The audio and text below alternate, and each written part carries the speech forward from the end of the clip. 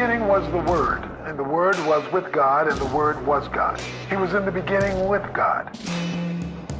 In him was life, and the life was the light of men. The light shines in the darkness, and the darkness did not comprehend it.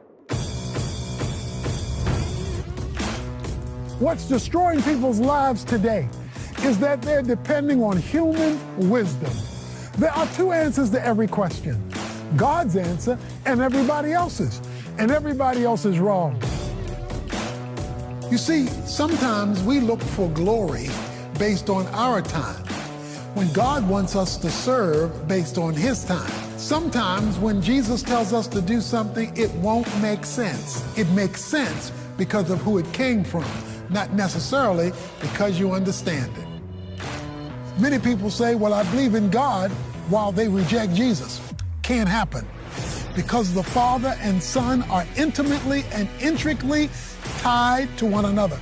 God has a standard, and it's non-negotiable, and you can't earn it yourself. You have to place your faith in the finished work of Jesus Christ alone. Freedom can be seen in the good news of the gospel. God wants people to be free for heaven, but he also wants them to be delivered from illegitimate bondage on earth. Jesus Christ is in a class by himself. You don't give him excuses. You give him all you got, because he's the only one in the universe worthy of all you have.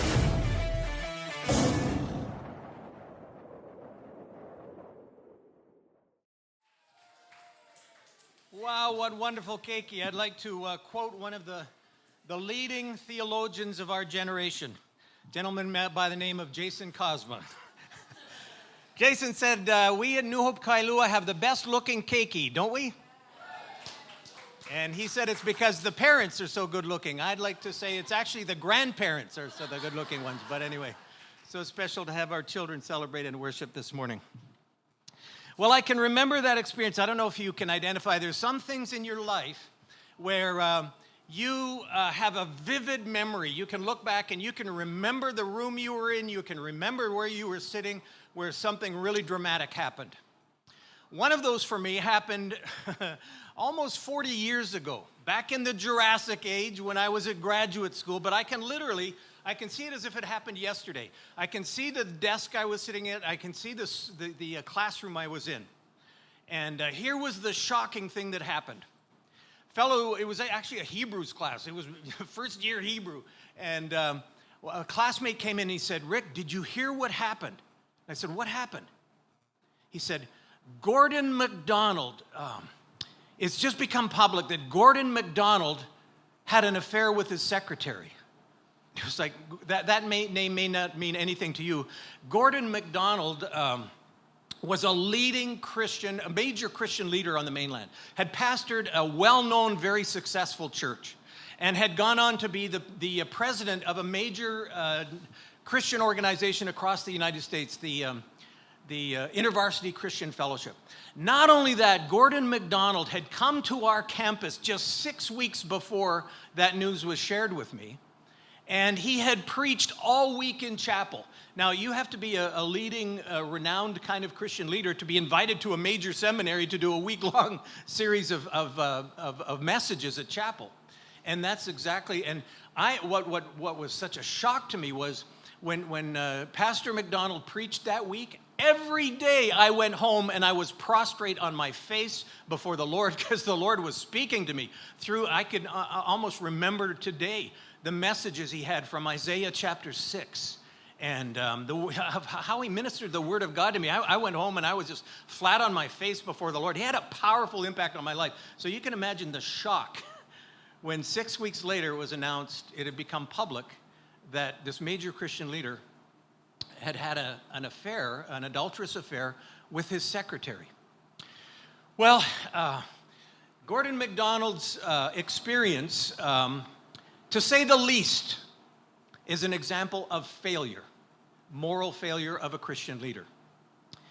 But when you think about it, and when we look at the scriptures, we recognize that, and this obviously is not justifying, it's just an observation, God has a lot of experience working with failures.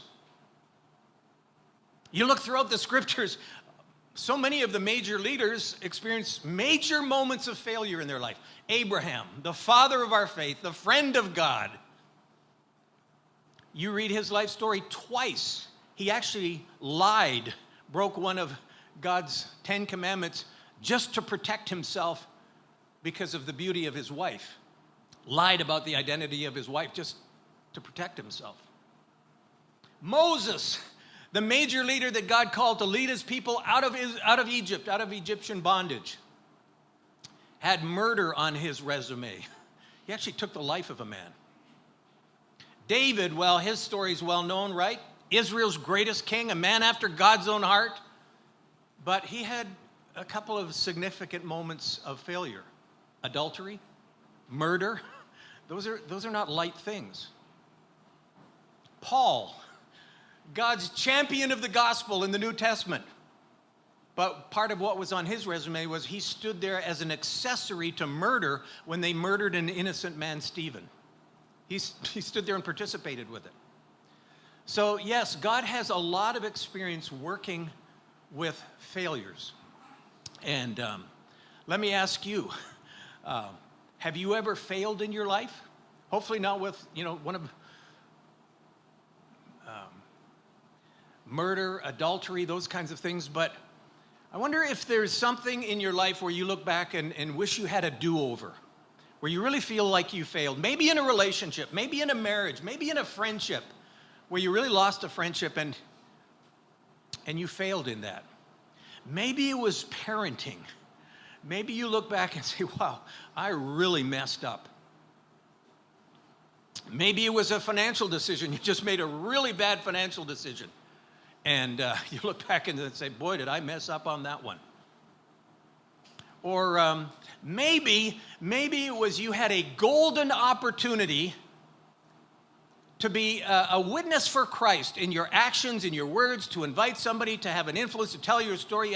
You just sensed this was a great opportunity to be or represent Jesus to someone, and you just shrunk back. Frankly, you chickened out. You feared maybe that person will reject me. I want them to like me. And you didn't take advantage of a golden opportunity just to be there to represent your Savior, your Lord. So the countless ways in which we fail. As I thought about it this last week, the one that was like, okay, Rick, you're going to talk to other people about their failures. What about yours? And I thought of one significant one to me in the very first church I pastored.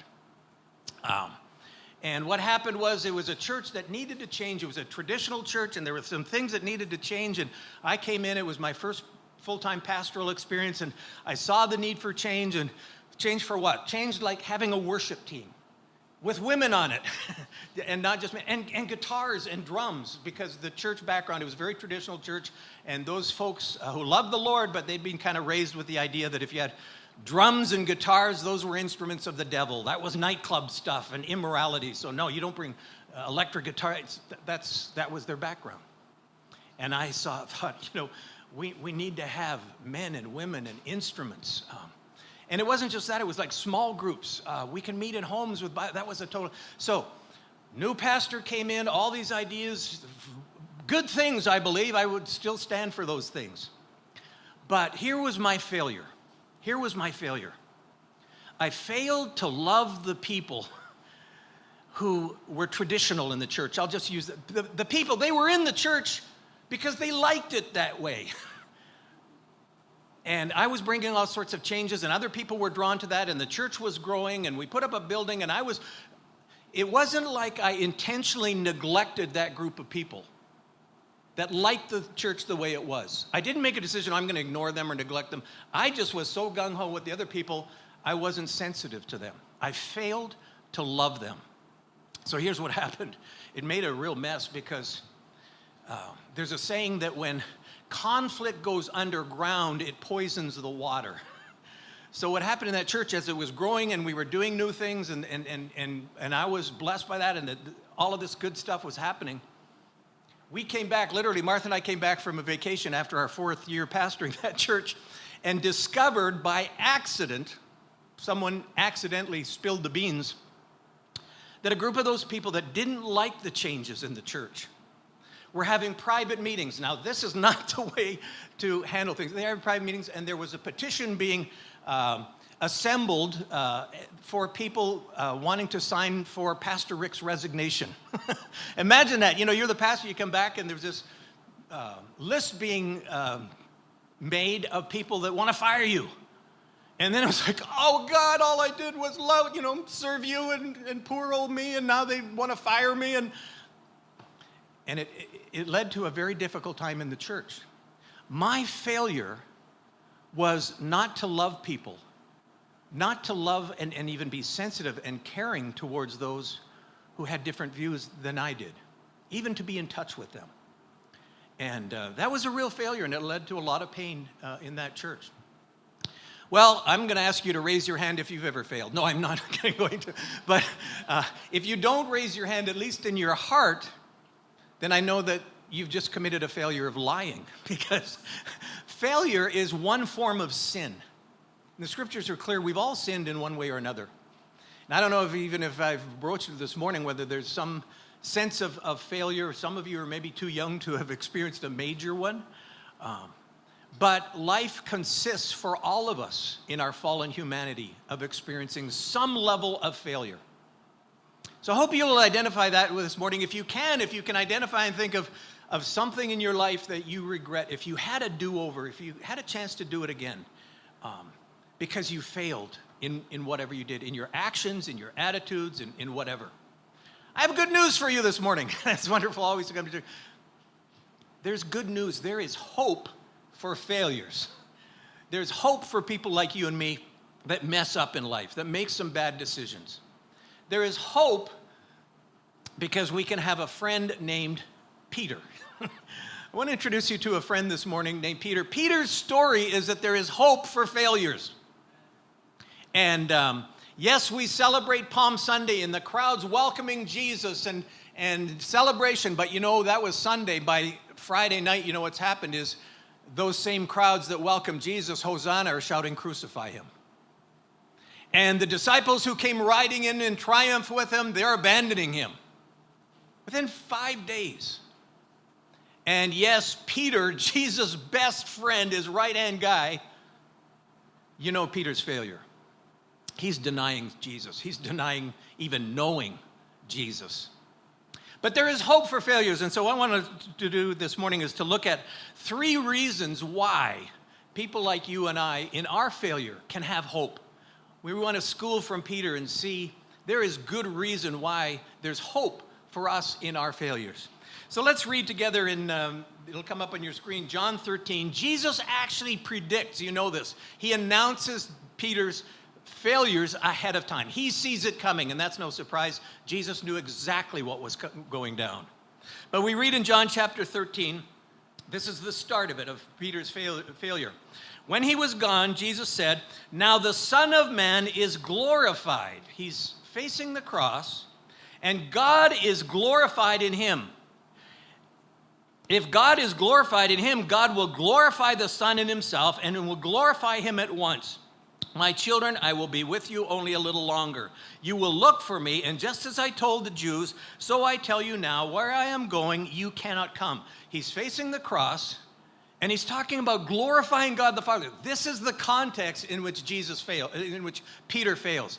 Jesus is announcing, and he's about to glorify God with the greatest, what does it mean, glorify God? He's going to show the world the greatest revelation of who God is. The greatest revelation of God is his self-giving love.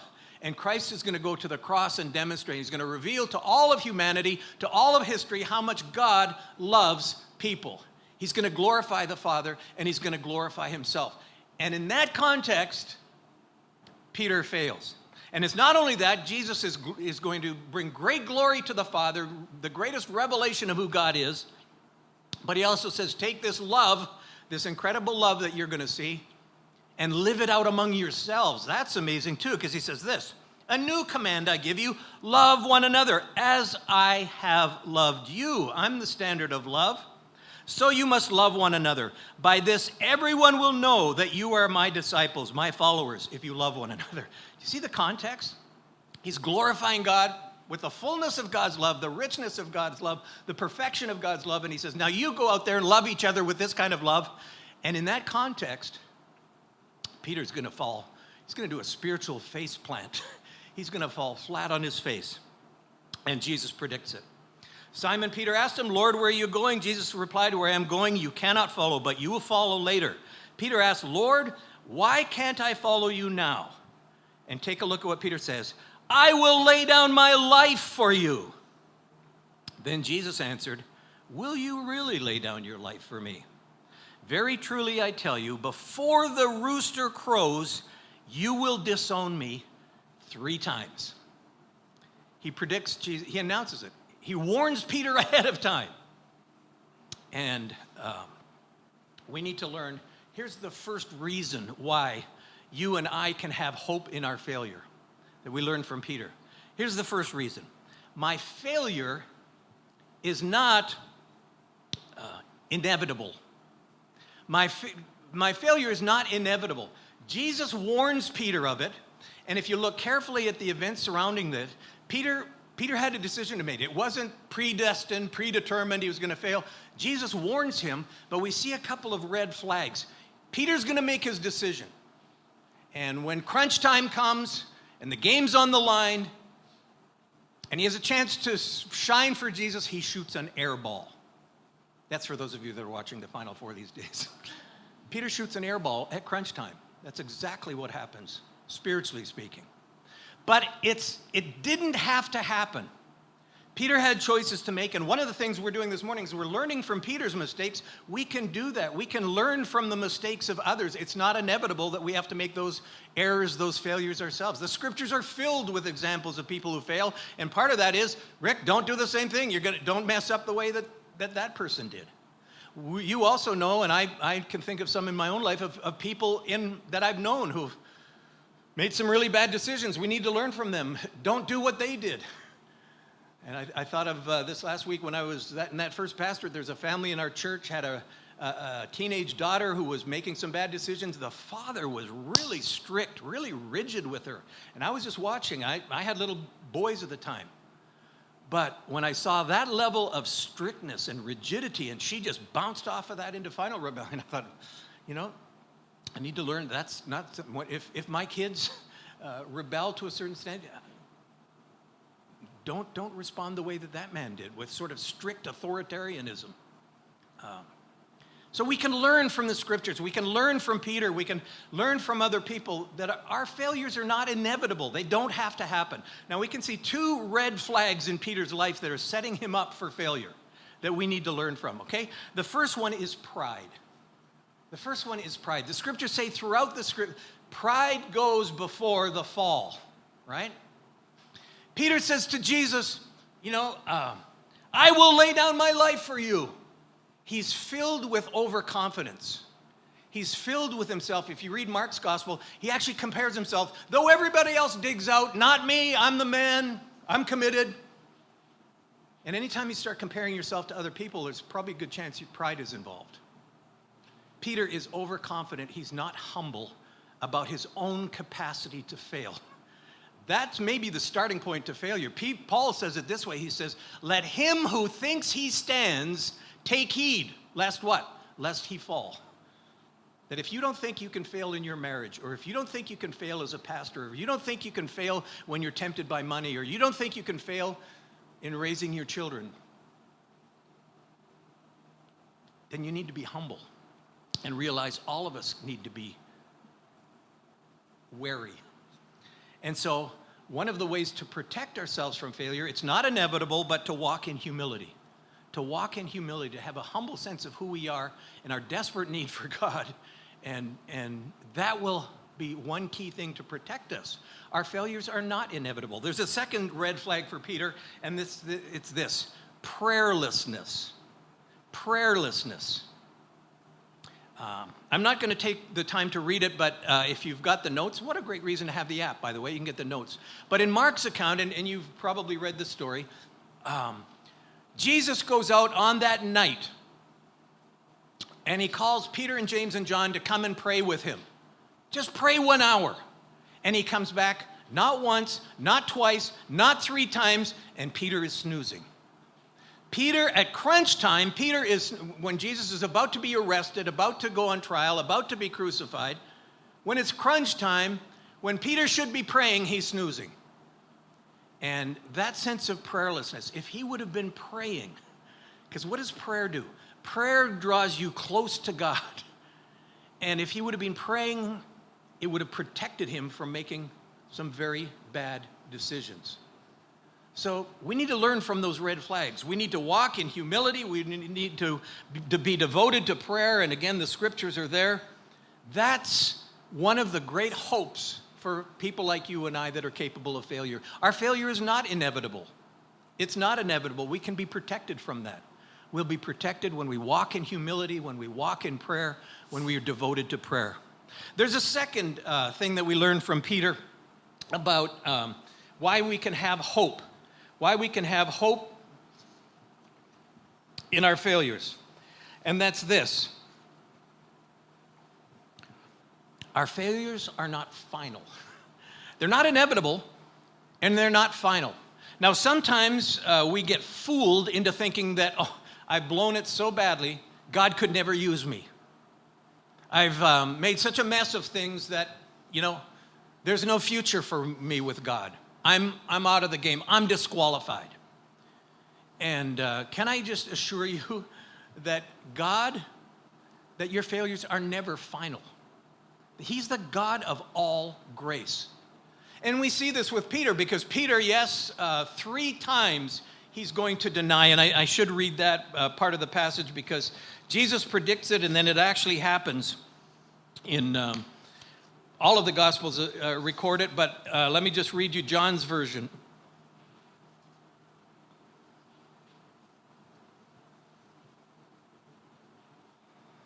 Then the detachment, this is John chapter 18, the detachment of soldiers with its commander and the Jewish officials arrested Jesus. They bound him, brought him first to Annas, who was the father-in-law of Caiaphas, the high priest. Caiaphas was the one who advised the Jewish leaders that it would be good if one man died for the people. Simon Peter and another disciple, most likely John, were following Jesus. Because of this disciple was known to the high priest, he went with Jesus into the high priest's yard. But Peter had to wait outside at the door. The other disciple who was known to the high priest came back, spoke to the servant girl on duty there and brought Peter in. You aren't one of this man's disciples too, are you? She asked Peter. He replied, I am not. He disowns Jesus. He denies even knowing Jesus. It was cold, and the servants and the officials stood around a fire they had made to keep warm. Meanwhile, Simon Peter, who was still standing there warming himself, so they asked him, you aren't one of his disciples too, are you? A second time, he denied it. I am not. Second time, he disowns Jesus. And it's the third time. One of the high priest's servants, a relative of the man whose ear Peter had cut off, challenged him. Didn't I see you with him in the garden? Again, Peter denied it. And at that moment, the rooster began to crow. Jesus had announced it, predicted it, saw it coming ahead of time. Peter, unfortunately, made the decisions that showed that was the truth. I want to show you a couple pictures if we can just draw it up there. If you go to modern-day Jerusalem, they have built a church, the Church of St. Peter in Galicantu.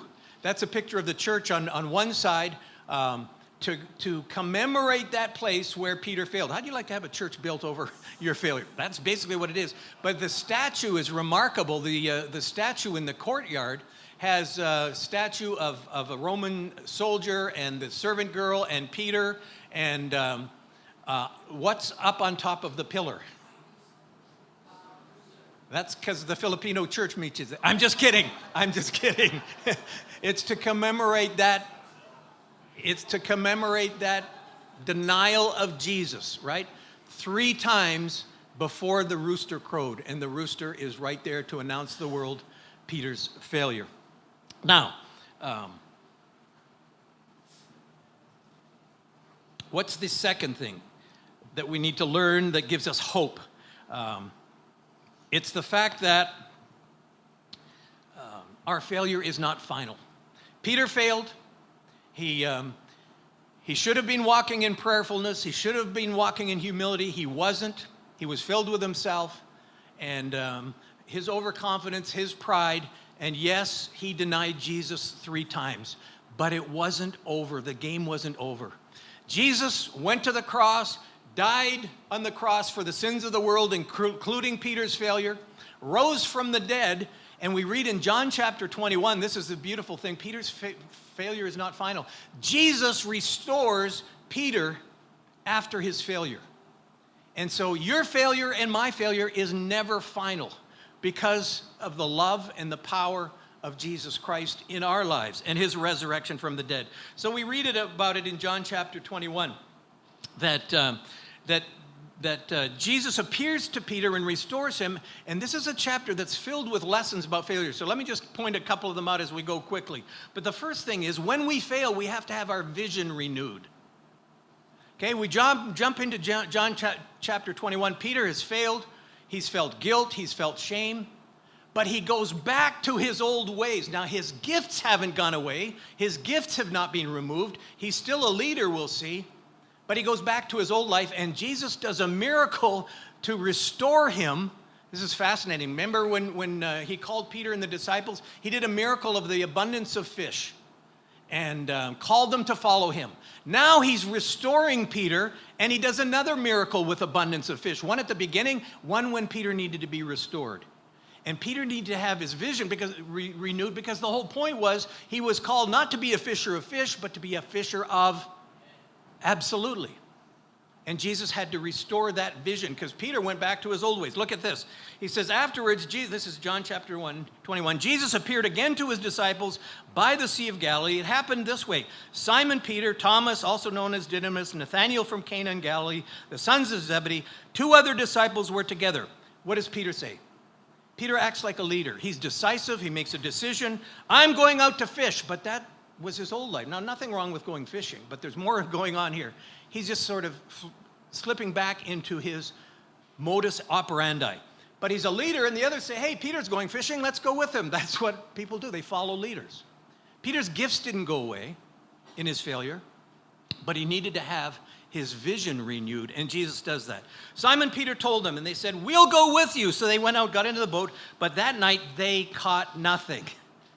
Early in the morning, Jesus stood on the shore, but the disciples did not realize it was Jesus. He called out to them, friends, haven't you any fish? No, they answered. He said, throw your net on the right side of the boat, and you will find some. When they did, they were unable to haul the net in because of the large number of fish.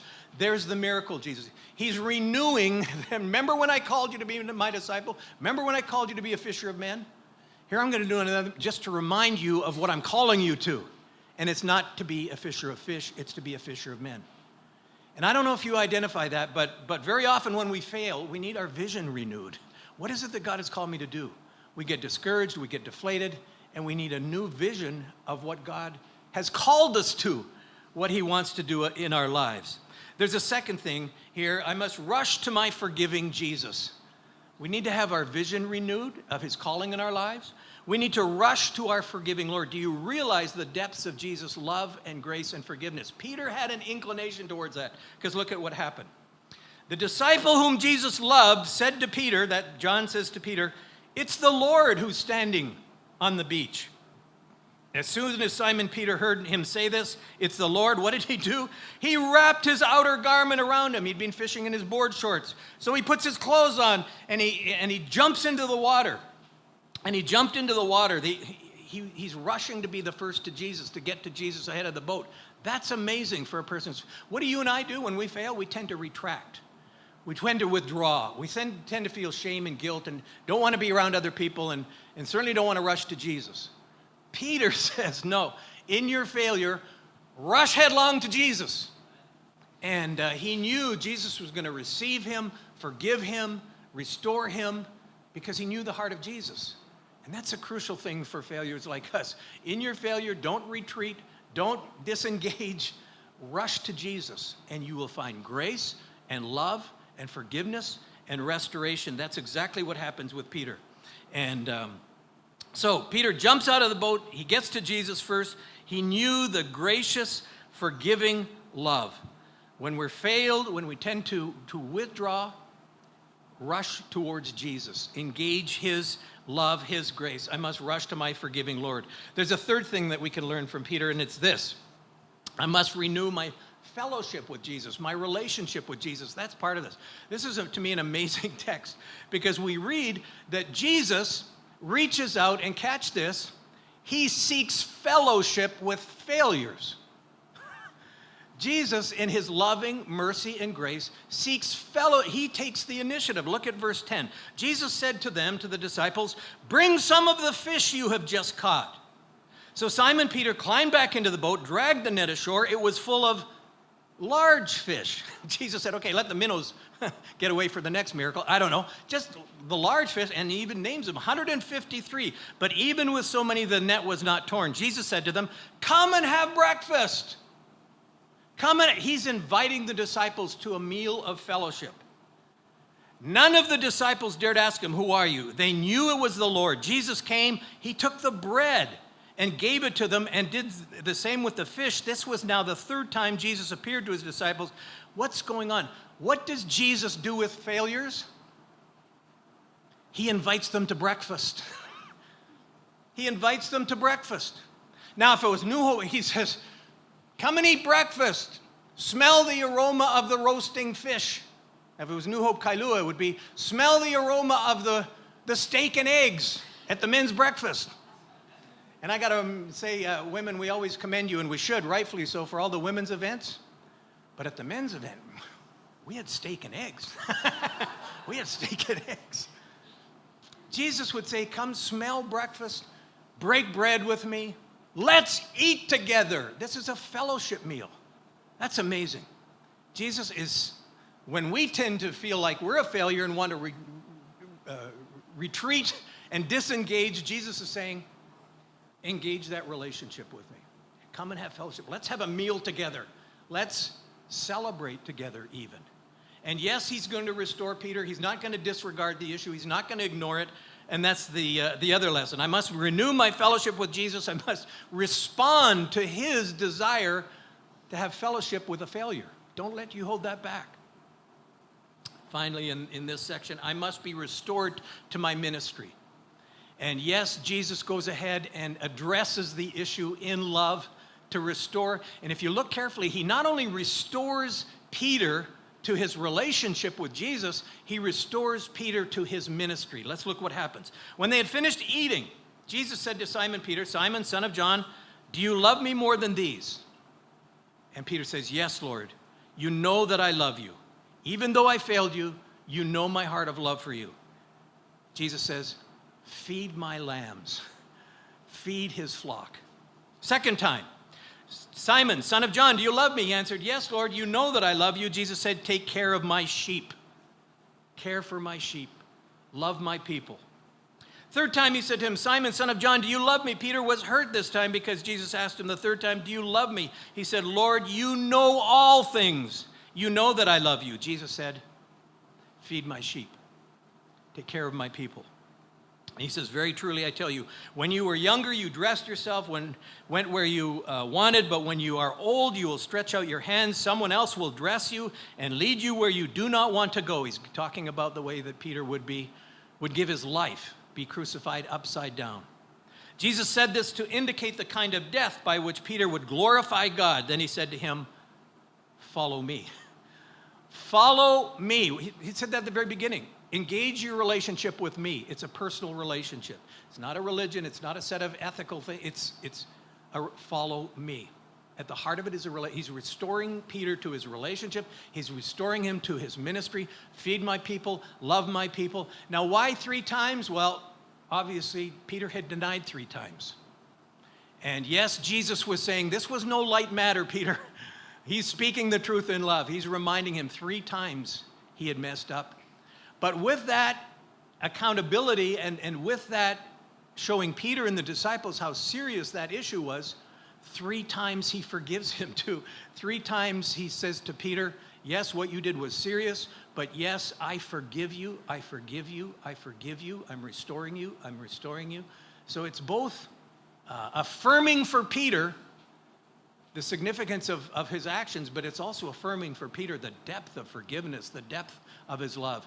And yes, it's affirming for the disciples that Peter is qualified to lead because, 50 days from this event, day of Pentecost, Holy Spirit's being poured out, and disciples might have had a discussion, okay, who's going to preach the first sermon for the church? Peter, you blew it. You're disqualified. You're off the team, buddy. No, they were all there, and they saw 3 times Jesus said, feed my sheep, feed my sheep. And so who preaches on the day of Pentecost? Peter. He's restored to ministry. The others recognize his leadership given by Jesus. 3,000 people get saved after that first sermon. And so, yes, all of this going on, but don't miss the point. There's hope for us. Our failures are not final. Peter failed Jesus. He went on to do phenomenal things for Jesus and the kingdom of God. And that's a beautiful thing. I told you about Gordon MacDonald. When his affair became public and he took the right response as a man of God, he humbled himself. He sought healing in his marriage. He got counsel. He withdrew from ministry while he healed his life and his relationship, and he was restored beautifully. Years later, the very church he had first pastored called him back because he went through it right. He went with humility and repentance, and Jesus restored him, and people around him were involved with that.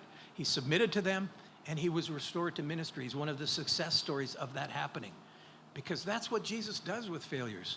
He restores them in all of these different ways. The third thing that we can be encouraged about when we come to being failures is our failures are not inevitable. Our failures are not final. And then one final thing before we close this morning, and that's this, that our failures can be the foundation for a powerful ministry. Our failures can be the foundation for a powerful ministry because Jesus is the God of all grace. And so we see this with Peter. Peter goes on after his failure, after being restored, and out of that ministry, God builds a richness, builds a depth, builds a powerful impact about others. We see it in his writing. In 1 Peter, he writes this, Peter, the man who had failed with pride, what does he say to people like you and me out of his own failure? He says, all of you, including you at New Hope Kailua, clothe yourselves with humility. Don't be so filled with yourself that you think you cannot fail. Clothe yourself with humility toward one another because what? God opposes the proud, but he shows favor to the humble. Humble yourselves, therefore, under God's mighty hand that he may lift you up in due time. Peter had learned out of his failure, was ministering to others that humility that we need to learn from. Peter, the man who had failed in prayerlessness, who was snoozing on the job at crunch time. What does he say to people like us? 1 Peter 4:7. Out of his failure, he says, be alert and sober-minded, not like I was in the garden. Be alert and sober-minded so that you may pray. Because prayer will keep you close to the heart of God, and he's your strength. And he will give you power over failure. It's not inevitable that you fail. If you walk in humility, if you walk in prayer, God will give you victory, and you won't have to go through the pain and the suffering in your life and bring into others' lives that comes with failure. Peter is a wonderful example of hope in failure. Let me just share with you that first failure I had in my first church. Years later, I had the opportunity in another church, not New Hope Kailua. I got to tell you, New Hope Kailua has been pure joy, pure joy for over 15 years. Why? One of the reasons was I discovered as a pastor, when you plant a church, you don't have to change things. You just get to start things as God leads you, okay? The previous churches, I came in and the Lord was saying, change some things. That's not as easy. That's a different deal. So a second church where there were some things that needed to be changed. And many traditional churches, there's lots that needs to be changed. In this particular church, one of the things that I wanted to see changed was dancing was taboo. Not dancing in the nightclub. Dancing in church was taboo. And again, it was guilt by association. Dancing, that's what the world does. Dancing, nightclubs, immorality. But I said, well, Psalm says, dance to the Lord. And I'd been in Hawaii and I'd realized dance is a beautiful expression of, the kids were dancing to the Lord this morning. Was that good or what? And when our halau dances, it's an awesome thing. So that was just one of the changes. But here's what I'd learned. When you try and bring it, when I brought about change, and I got it right the second time, I learned from my failure. I looked at the people that didn't like change in the church, that were against dancing. And one of their leaders, I made my best friend. I took initiative. I went after him. I hung out with him. He was a retired plumber. I hired him to work at my house. I went coffee with him. His name was Sam. I don't know if you're out there, Sam. You're probably with the Lord right now. But I made Sam my best friend, and I said, Sam, this is what I feel like the Lord's calling us to do, and this is why. And he knew my heart. And I communicated to him, and I valued him. Even though he didn't like dancing in church, he went to his friends. He says, it's not a great idea, but I think Pastor Rick's heart is good on this. And he became my spokesman to the people that were opposed. And you know what? We didn't have a big blow up in church. And we brought dancing into the church to the glory of God. But it was because I had learned from my failure to care for people who just weren't there yet. But they valued and they mattered, and not neglect them, but actually to look for them. And that was one of my experiences of growing out of my failure. Peter was that way. He failed, and his ministry to others after that was walk in prayer, walk in humility, and don't make the mistakes I did. And we can learn from that. There is wonderful hope. Whatever failure you've had in life, your failures are not inevitable. Your failures are not final. God has a new chapter in your life in His grace. And yes, your failures in the past, they can be a powerful impact on others in the future. You can influence others, as Peter did, with a richness, with a depth that comes even out of your own failures, because God has an amazing gift to use, ability to use people who have failed in various ways, and we all have in different ways. So let's be encouraged. There's hope from failures. Peter, the failure of the Easter week, is a great friend to us. We're going to conclude our service this morning by celebrating communion, and how fitting. If I hope you received, I was told, unfortunately, we ran out of the little communion emblems. My encouragement is, if you don't have one, just enter into it in spirit. These are just emblems. Jesus is looking at our hearts. But we're going to celebrate communion, and I'll ask the worship team to come forward. They're going to lead us in, thank you, Agata, for sharing yours. Oh, you've got an extra, if anyone doesn't. Worship team will come and lead us in a song, and then we'll take these two emblems that speak of Christ's unfailing love. Think about that as you worship with this song. He has an unfailing love. You and I have a love that can fail, and has failed in various ways. He has an unfailing love, and it's demonstrated in the cross. So let's sing together, and then I'll come back and lead us in a prayer, and we'll close our service with communion.